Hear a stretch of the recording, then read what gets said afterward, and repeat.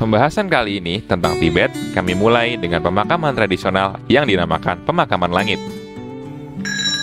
Apabila ada seorang penduduk Tibet meninggal dunia, jasadnya akan dibalut dengan kain putih dan disemayamkan di sudut rumah selama 3 hingga 5 hari.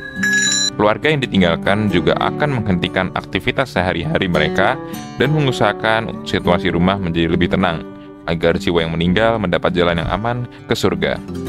Pada hari yang telah ditentukan, jenazah dibawa ke gunung. Dupa khusus Su dibakar untuk menarik perhatian burung kondor. Pemuka spiritual kemudian melantunkan ayat-ayat suci untuk melebur dosa yang meninggal.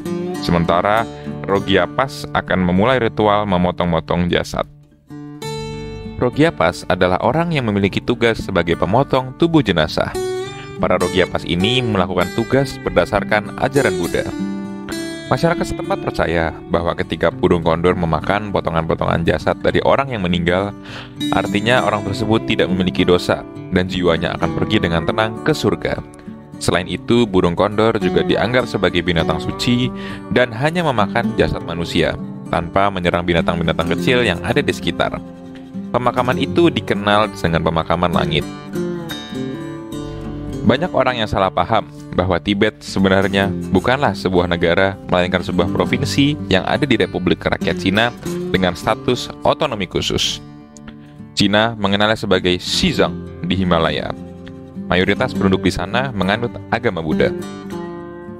Di masa lalu, Tibet adalah negara merdeka. Sebelum Cina berdiri sebagai negara pada 1 Oktober 1949, Tibet sudah ada sejak 1913. Kemerdekaan ini tercapai berkat diplomasi Dalai Lama ke-13 Thapten Gyatso.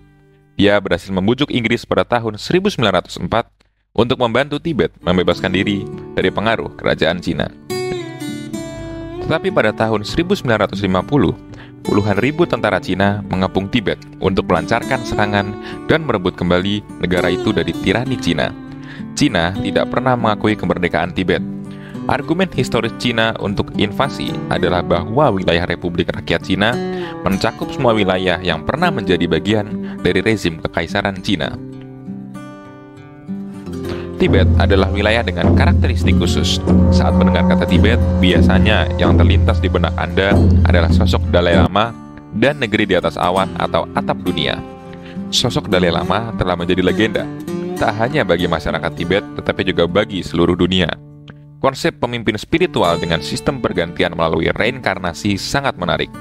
Setiap kali Dalai Lama meninggal, para lama tinggi Gelugpa mencari reinkarnasinya dengan mencari bayi yang lahir pada hari yang sama saat Dalai Lama meninggal.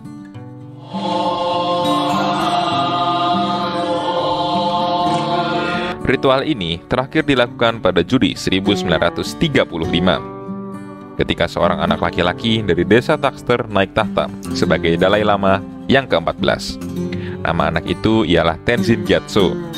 Biasanya gelar Dalai Lama ini diberikan kepada seorang anak yang berusia 18 tahun. Namun karena keadaan mendesak yang disebabkan oleh invasi tentara Cina mendorong Tenzin Gyatso untuk menerima gelar tersebut pada usia 15 tahun. Secara bahasa, Dalai Lama berasal dari kombinasi bahasa Mongol dan Tibet. Kata Dalai dari bahasa Mongol berarti samudra atau luas, sedangkan kata Lama yang berasal dari bahasa Tibet berarti guru. Tibet yang beribu kota di Lhasa berada di pegunungan Himalaya, di mana puncak Gunung Everest sebagai puncak tertinggi dunia itu berada adalah wilayah tertinggi di bumi. Daerah ini didominasi oleh dataran tinggi, bahkan ketinggian dengan rata-rata adalah 4.900 meter di atas permukaan laut, yang membuat Tibet menjadi dataran tertinggi di dunia dan mendapat julukan sebagai atap dunia. Hewan yang terkenal di Tibet adalah semacam sapi. Untuk yang jantan, kita kenal dengan yak, dan dri untuk betinanya. Yak mampu membawa beban hingga 50 kg dengan perjalanan 5.000 meter dengan suhu minus 30 derajat Celcius. Hewan ini digunakan untuk membajak tanah, diambil daging, susu, dan kulitnya. Tubuh yak termasuk besar dan mencapai hampir 2 meter. Beratnya pun sekitar 400 hingga 500 kg. Ciri khas dari yak adalah kepalanya yang sering menunduk ke bawah. Yak memiliki 2 lapisan bulu. Bulu bagian luar cenderung lebih tebal dan panjang, sementara untuk bulu bagian dalam tumbuh rapat. Hampir semua area tubuhnya tertutupi oleh bulu. Mereka juga memiliki kelenjar keringat yang lebih sedikit, sehingga memungkinkan mereka untuk bertahan hidup di cuaca dingin ekstrim lebih baik. Mengejutkannya, kalau yak liar bisa menerjang badai salju dengan temperatur di bawah minus 40 derajat Celcius. Selama berabad-abad, orang Tibet menggunakan kotoran yak untuk dijadikan sebagai bahan bakar tungku perapian mereka. Di Tibet, merupakan kebiasaan untuk menjulurkan lidah saat menyapa atau memberi hormat. Penduduk setempat menyapa orang lain dengan menjulurkan lidah dan mengatupkan tangan. Ini diambil sebagai tanda penghormatan atau penghargaan bagi yang mereka temui. Menurut berbagai sumber, ini berawal dari sebuah kejadian di abad ke-9, ketika ada seorang raja bernama Lang Dharma di Tibet. Raja ini dikenal karena kekejaman dan lidah hitamnya. Karena mayoritas Tibet adalah umat Buddha, orang percaya pada reinkarnasi. Dia kemudian menjulurkan lidahnya saat perkenalan untuk memastikan bahwa Raja Kejam Lang Dharma yang memiliki lidah hitam tidak akan terlahir kembali. Berabad-abad kemudian, tindakan yang semula hanya sebagai tanda bukti kepada orang lain, kini menjadi cara menyapa dan menyatakan persetujuan. Hal ini mirip dengan tradisi jabat tangan yang merupakan tanda bukti interaksi antar manusia tanpa senjata. Istana Potala adalah bangunan yang dianggap sebagai simbol Tibet. Bangunan ini adalah istana besar yang terdiri dari banyak rumah, menara, kapel, dan lain-lain. Istana Potala adalah istana tertinggi di dunia dan dikenal dengan gaya arsitekturnya yang megah, yang patut dihormati sebagai salah satu bangunan dengan arsitektur yang terindah di dunia.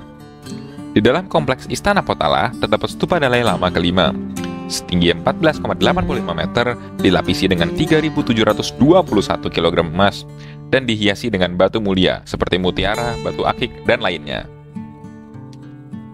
Istana Potala memiliki lebih dari 1.000 ruangan, 10.000 lukisan gulung, 698 mural, dan ribuan patung yang dibuat dari bahan-bahan berharga.